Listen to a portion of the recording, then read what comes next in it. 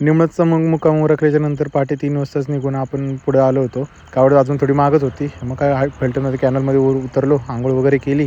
पहाटे 3 वाजता जरा थोडीशी टिपटिप झाल्याच्यामुळं मग सुजित शेठ आणि रवी भाऊ झोपले होते. त्यांना उठवलं, सांगितलं की हनुमान जन्मासाठी पुढं चाललेलो आहे, कावड आल्याच्यानंतर फोन करा. नशीब बी एवढं असं भारी की पोचलो आणि हनुमान जन्म झाला होता. फलटणची हनुमानाची मूर्ती म्हणजे एकदम भव्य दिव्य मूर्ती अशी एकदम सजवलेली होती. मन प्रसन्न वाटलं. मग मनोभावे दर्शन घेतलं आणि नाश्ता करून निघालो. तोच कावड आपली आली होती आणि आप्पा तिथं आलेले होते. मग महाराज भेटले, महाराजांचा जरा इंटरव्ह्यू घेतला.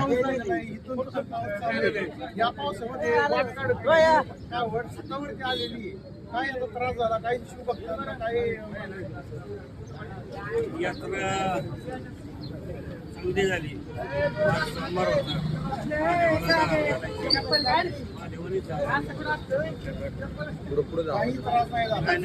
एवढा पाऊस असेल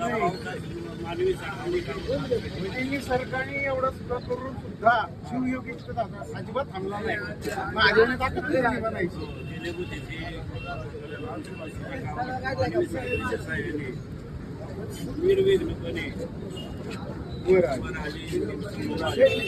साधारण किती वाजता वर आली?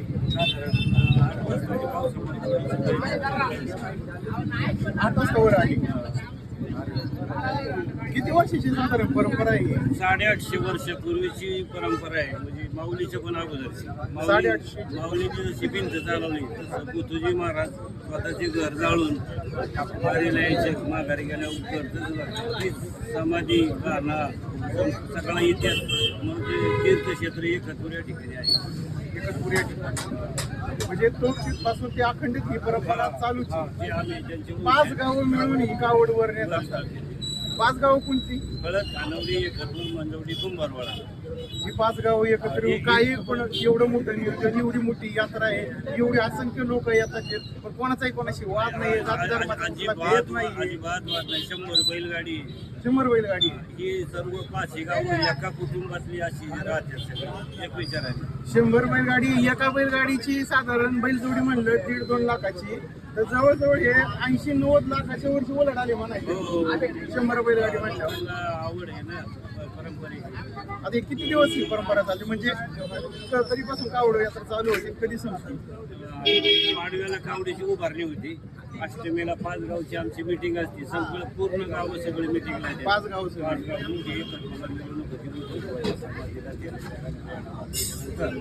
विचार विनिमय, यात्रेचं नियोजन. दुसऱ्या दिवशी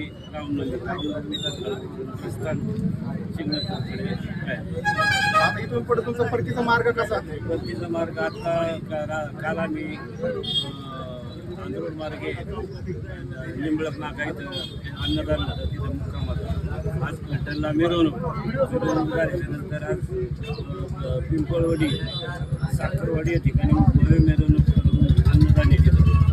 या सकाळी गोळमुरम या ठिकाणी मिरवणूक अन्नदान. आणि एवढी यात्रा आता तरी आपण बघतोय की टेक्नॉलॉजी आलेली आहे, कम्युनिकेशन आपण एकमेकाशी करतो. पण त्या गावापासून 5 गावाच्या लोकांनी कुठं एकत्रित यायचं, कसं यायचं, म्हणजे हे नियोजन अष्टमीच्या मीटिंगमध्ये ठरतं. अष्टमीला सगळं ठरतं आणि त्याप्रमाणेच तुम्ही सगळं करत येतात. सकाळी एक विचार 5 गावाचे एकूण प्रतिनिधी असतात का, कसं म्हणजे 5 गावचं नियोजन प्रत्येक वर्षी एका गावाला नियोजनाचं 4 गाव आपल्या पुढे. धन्यवाद महाराज.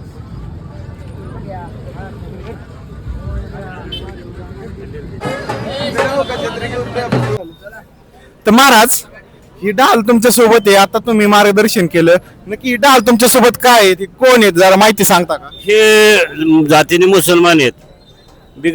ते बेदरचा बादशाह त्यांनी बुद्धजी महाराजांची परीक्षा घेतली. त्यांना सगळं महत्व पटलं. मग त्यांनी आम्हाला संरक्षण म्हणून त्यांचा माणूस आमच्या संघ दिलाय. कधीपासून आहे ही तुमच्याकडे? इसवी सन 1324 पासून ही परंपरा चालू आहे.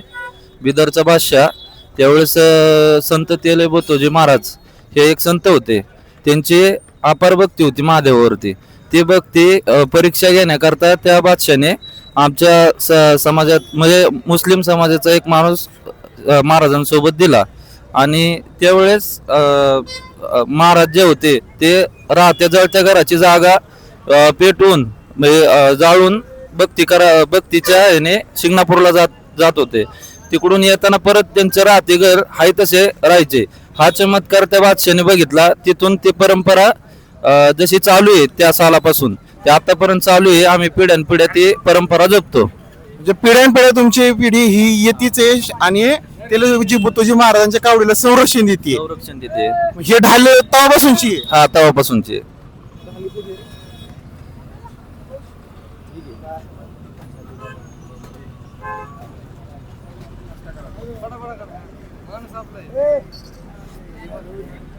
बघा हे जातीने मुसलमान आहेत.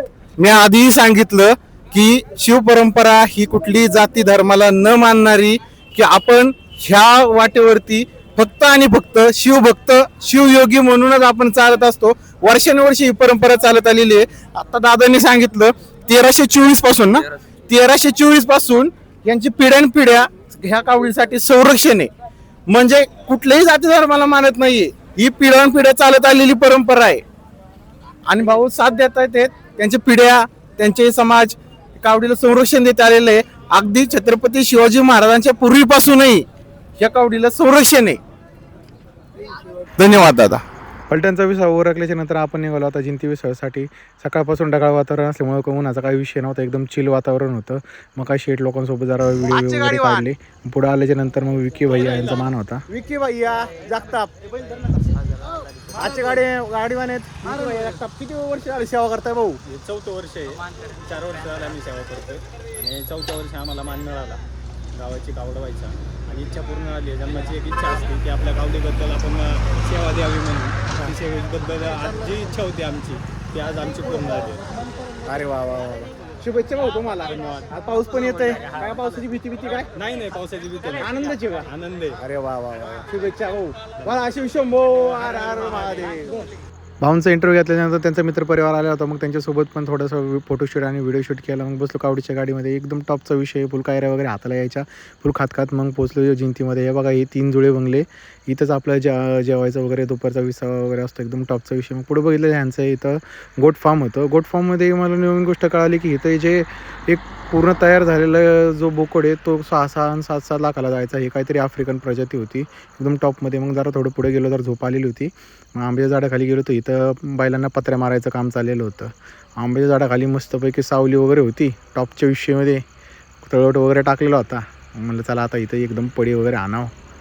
आता दुपारी कावड निघायला अजून 1-2-3 तास तरी टाईम होता. विषय हार्डमध्ये एक झोप काढली.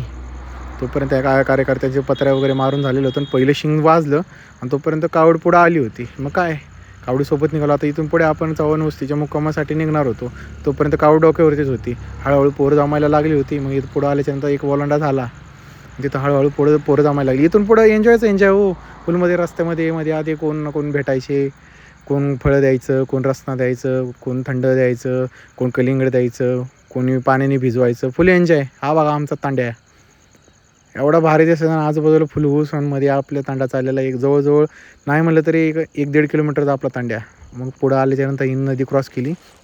नदीमध्ये विषय हार्डमध्ये जरा फोटोशूट व्हिडिओ शूट केले. असलं भारी वातावरण झालं होतं ना. फुल पावसाचा ढग वगैरे आलेलं होतं. उन्हाचा काय त्रास झाला नाही, काय नाही. चव्हाण वस्तीवाल्याने एवढं असं नियोजन लावलं होतं ना. असलं दिमागदार स्वागत केलं. फुल नाचो. संध्याकाळच्या वेळेला जरा थोडासा पाऊस आल्यामुळे जरा विस्कळीत झालं, पण काही विषय नाही. मग आजचा दिवस इथंच एंड केला. धन्यवाद.